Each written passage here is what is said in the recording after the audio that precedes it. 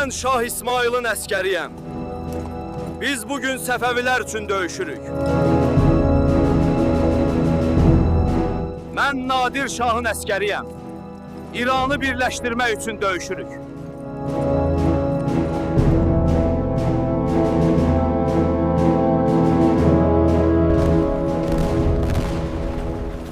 Mən bu torpaqlar uğrunda can verən əskərlərin davamçısıyam.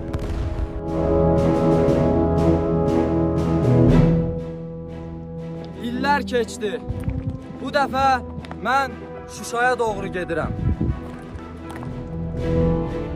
Zaman dəyişir.